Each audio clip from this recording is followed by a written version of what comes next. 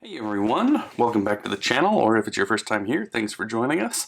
Before we get rolling, if you would like to see more deck unboxings and reviews, go ahead and hit that like button, hit the subscribe button, and that'll let me know that you like this sort of thing. So please make sure you do that, helps out a lot. These are the new holographic split spades from David Blaine, and this video is going to be a little different from some of my other deck overviews and reviews. Because I'm going to fully unwrap these on the channel. I know that these are a really popular deck right now, and they were such a short run that unfortunately a lot of people who wanted them couldn't get their hands on them, so I figured with this video we would do kind of like the whole experience. So a little bit of backstory. These were released in... No, I can't even remember if it was the end of 2021 or the beginning of 2022. They were released very recently on David's new site, and his site, Red Black Ink, and that I know was launched in 2021. And so these are the holographic split spades. It's a return to his old split spades design, very similar, nearly identical in design to his original decks that he produced back in 2006. I'm going to date myself a little bit here. I was in college when those first decks came out. I bought them direct from David's site, and I've been a fan of his decks, and I'm buying as many different ones as I can over all those past 15 odd years. So there were 500 of these printed. Of that, 444 were available of each color. There's a black and a white version done with holographic foil, and these were printed by Legends Playing Card Company. They do say artist proof on the seal. And I've heard a little bit of, people kind of being upset at the use of that terminology of artist proof, and I understand that. A proof usually is in the single digits of units, so maybe a more accurate term would have been, test run or pre-release or whatever, but I'm not going to hold it against him if he wants to call these artist proof, and I understand why he did that. As someone who produces decks myself, small run, one-off proofs are great, but they're usually done with digital printing, which is not nearly the same quality as full-run offset printing. And then likewise with the holographic foil that he's using both on the tuck boxes and on the cards themselves, you can't produce that quality on a one-off. So my guess is that David really wanted to see the true full production quality of this holographic foil, and the only way to do that is to do a minimum run of 500 decks. And so, obviously it would have been easy for him to just run 500 of them and keep them totally secret and keep them to himself. So I appreciate that they were made available for fans and collectors. So let's go ahead and kind of get these cracked open. We'll check these out. So as mentioned, these were produced by Legends Playing Card Company, which is run by Lawrence Sullivan. Nice, easy working tear strip, pretty tight cellophane. And yeah, I have actually never printed a deck with Legends. I have exchanged some emails with Lawrence. He's a very nice guy. And my good friend Randy Butterfield, he prints a lot of decks with Legends and has never had anything but nice things to say, and I've handled many of Randy's decks that he's printed with Legends, and I was always very happy with the look and the feel, so I expect good things from these decks. As you can see, my white one is numbered 169 out of 500, black is 266 out of 500, and these are perforated seals. So originally I was planning on cutting the seals, but since they're perforated, we'll try and just open them on the perforation. So let's look at each tuck here briefly. So on the front of the white, we have the red black ink, slightly obscured by the seal. Great holographic foil border, holographic logo here, and then the Split Spades logo is embossed. So that's the only thing on the front that is embossed, is that Split Spades logo. On the right side, we have red black ink playing cards. And on this side we have illustrated by Mark Stutzman. Mark is one of my favorite playing card designers ever since the original 2006 Split Spades, and I had the privilege of working with him at Penguin Magic to design our Emperor playing cards. Mark is super talented and a great guy. Under here, under the seal, I know that there is an ambigram that says Legends, and then when you turn it the other way, it says Spade 7, so sort of a nice 7 of spades reveal. And then on the back side, we have some embossed elements, primarily just the split spade logos, and then that's done in the holographic foil. And then on the very bottom, we have the split spade logo again, holographic edition, printed in PRC, Legends Playing Card Company. And so on the black deck, all more or less similar, just a different color scheme, but the same thing in terms of the use of embossing and holographic foil. Same text on the sides, illustrated by Mark Stutzman. Red, black ink. And that great holo foil. I'm sure that this doesn't come across nearly as well in photo and video as it does in person.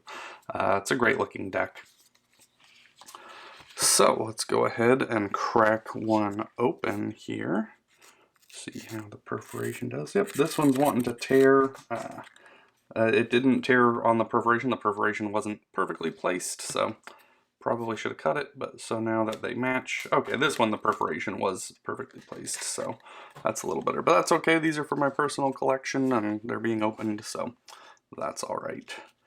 And we'll pop open the decks themselves. So full black on the inside. This does look to me like it was black paper, I guess. See, I don't really see a clear white line there, so plain inside. Although the nice little holographic eagle there on the flap. Same on this. So this, the white deck has sort of a gray, like almost pearlescent look to the tuck. And we'll get the little holographic eagle on there. So we'll get these out. So usually when I do deck overview videos, I have already opened and handled the decks and broken them in a little and gotten an impression of the stock and finish. Obviously that's not the case in this video, so it's going to be an honest first impressions and all that stuff. So let's put the black deck aside and we'll start just looking at the white deck. So it is unfortunately a little warped right out of the box. That's kind of a disappointment. But I think, you know, with being placed in a card clip or something like that, hopefully it'll fix it. And I mean, that's something that I've seen with cards. You know, when cards go through environmental changes, they can sometimes warp and that sort of thing. So hopefully as these sit and settle, they will kind of straighten out. So, and obviously this is really just a deck for my collection, not one that I'm going to really use and perform with. So I'm not too worried about the, you know, about this. But that is a little bit of a bummer. And that also may be from just a very heavy application of foil as well. It's definitely like a gray look to it. It's not totally white on the card back, so it has a gray border that's not just like the video tricking you or anything. The back design looks great. I love the effect here of the holo foil. And then the detail and everything. I love these angels that have the optical illusion of being a front-facing skull. We have the little lion, the eagle, the split spade logo. Just everything in here. And the execution is really nice. There's plenty of detail. There's obviously a lot of fine line work here. And it really comes through nicely. So let's look at the faces. We have an Ace of Hearts with a little, it's probably very hard to see. There's a very faint 8 in the center pip here. So like aces and eights of hearts. And I know that's a gaff that David has made for some of his other deck designs in the past. We have a full-on, just pure mirror. This is not holographic. This is just like silver mirrored card. An extra ace of spades, or maybe just the ace of spades. Probably just the ace of spades. But a very cool one. All the crows making the split spade logo. Okay. And then we'll go through the rest sort of from the faces. This is a very shiny cardstock or coating. It's pretty shiny, but you know, not to the point where you can't see the cards. So it's looking pretty standard here so far. on all the spot cards. And then we have custom courts, as is the norm with a lot of Blaine decks. So pretty standard in the overall design, but then with a customized face and a custom color scheme in this case. So no metallics or foil here in the face, just a custom color scheme and design. Likewise on the Queen of Clubs, King of Clubs. Just in case I'm wrong, I'm not going to hazard any guesses on who any of these people are. Diamonds, same thing, very standard. Looks like a typical red. It's not really brighter or darker than the standard red that you would find on any standard deck of bikes or similar. So again, custom. I like the little touch here of the diamonds in the Jack's collar. The custom Queen with the rose. King of Diamonds, that is for sure Aussie Wind. If you're not familiar with Aussie as a magician, he's super talented. If you ever get a chance to see him perform, I'd highly recommend it. This is definitely Bill Kalush. This same kind of image of Bill has been used in many Blaine decks over the years, if not all, possibly all. Certainly all the ones off the top of my head. Okay.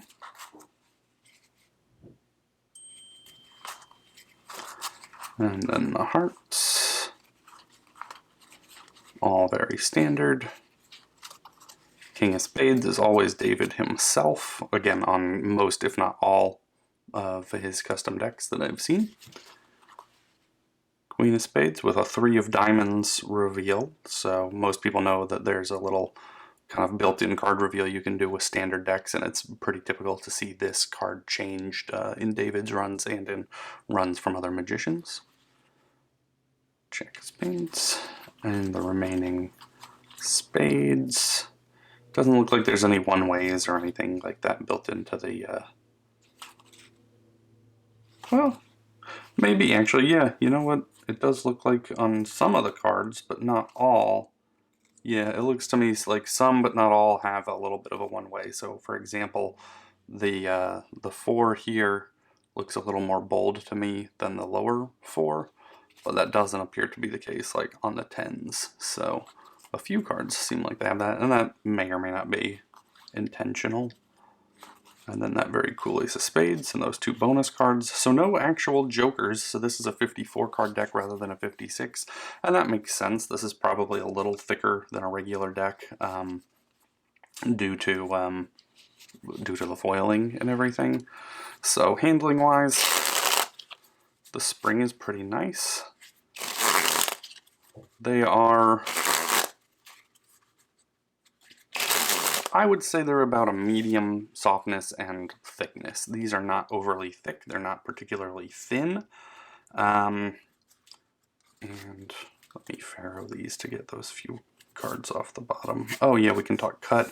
These are definitely traditionally cut. One good way to test that, get rid of those few, they're kind of bugging me, is to bevel your deck. Bevel your deck like this. And so now when you rub your finger along one edge and the other edge, you'll feel that one is much smoother than the other usually, or at least noticeably smoother. It depends on the run and the factory.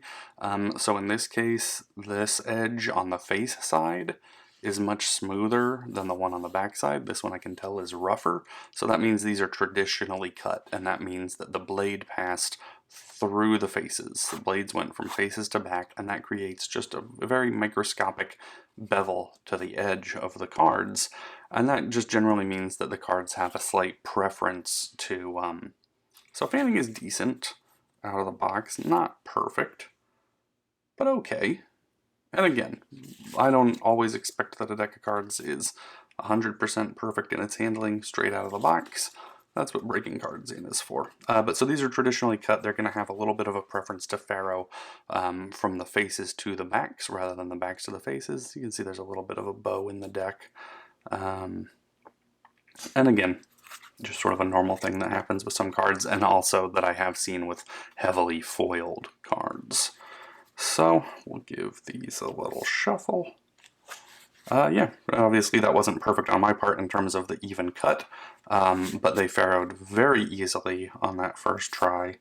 So, you know, despite my straddle farrow, otherwise, they're going together pretty nicely. We'll bring these sort of other bendy cards into the mix. Same thing, a nice farrow there. So yeah, I'll probably, you know, some ways that you can get around warped cards like this would be to shuffle them face up and face down in a farrow, and then clamp them. So something like this, and this is probably going to be imperfect, but pretty close. But so doing something like this and then allowing this to sit under a lot of pressure for a while should straighten things out a little bit.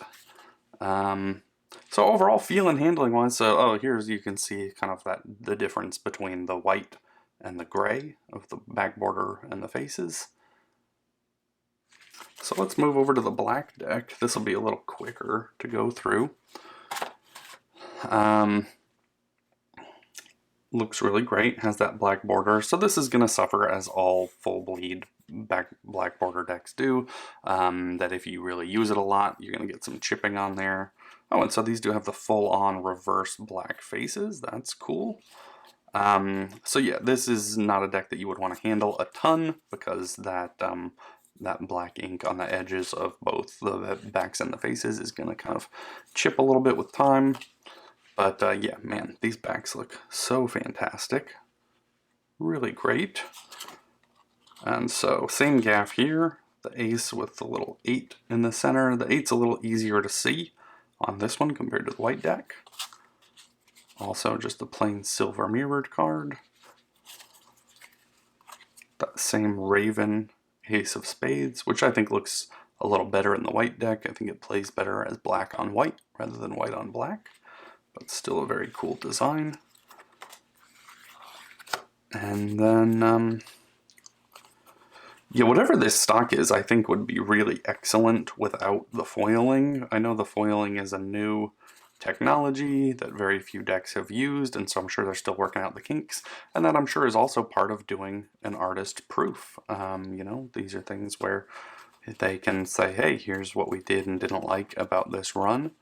And that's one thing that I really like from both Legends and Expert and companies like that, is that they do a lot of trial and error. They do a lot of experimentation to try to innovate and to try and push the quality and the options forward of the things that we have for playing cards. So imperfect fans, they're a little clumpy out of the box, but I'm sure with a couple of springs each direction, so I like to do a few springs face down, a few face up, and you want to kind of shuffle in between.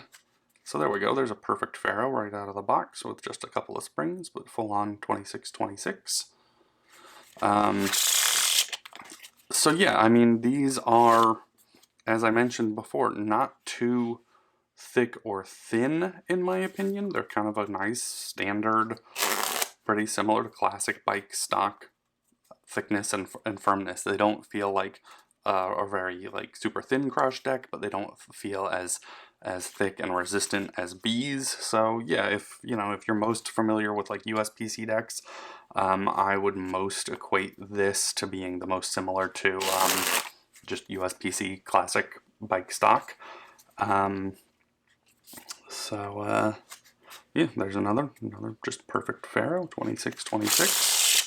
So, I mean, the fact that they have a full foiled deck that kind of handles this well right out of the box is really nice. And then, the other thing is this amount of ink. When you're dealing with this high level of ink saturation, it's much more typical and expected to have the deck be a little clumpy. So, not something that bothers me. Everyone's a little different. Some people are going to be a lot more particular about that sort of thing, maybe, than I am. Oh, and as we noticed, so this deck didn't come with any, like, wonky cards that were kind of warped or bent the other direction, so not sure what happened there with the white deck. So let's separate this back out and try and do a few more fans and shuffles with the white deck. So, if David does do another run of these, I'm getting my brain backward, I would maybe love to see the white deck with a fully kind of white border rather than a gray border. I love the color gray. But I think for me, for a deck of cards, especially if it's one that he maybe does a larger run and is something that's a little more worker friendly. So yeah, these fan more nicely than the black ones. I'm gonna attribute that to the exceptionally high amount of ink on the black ones. But yeah, overall these fan pretty nicely. Nice and smooth. So yeah, you can see those few bent cards that came out of the box that way, but that's recoverable with a little time and pressure, one-handed. Little fan looking great. And again, that holographic just looks super great in my opinion. So yeah, you know, they're a I would put them, I'd say they're a little on the softer side than the stiffer side. Especially doing that shapeshifter change just now. Definitely was not like a mega firm, thick, stiff card. They definitely have a little bit of a downward bow to them. Each deck, you can see the kind of that opposite bowing there on them. And again, I'm going to probably attribute that to the foil process. But overall, really nice decks. Obviously, brilliant artwork from Mark Stutzman, and I know this holo is a new technology, so I applaud Legends and Lawrence for, you know, trying to push the envelope. So there is the little set. Hopefully that was a useful and informative and enjoyable video for you. Once again, if you stuck with me through the entire video here, please go ahead, hit that like button, hit that subscribe button. Leave a comment below, you know, do you like these? What's your favorite Blaine deck? And would you like to see more overview videos like this? And so we'll see you next time. Thanks very much.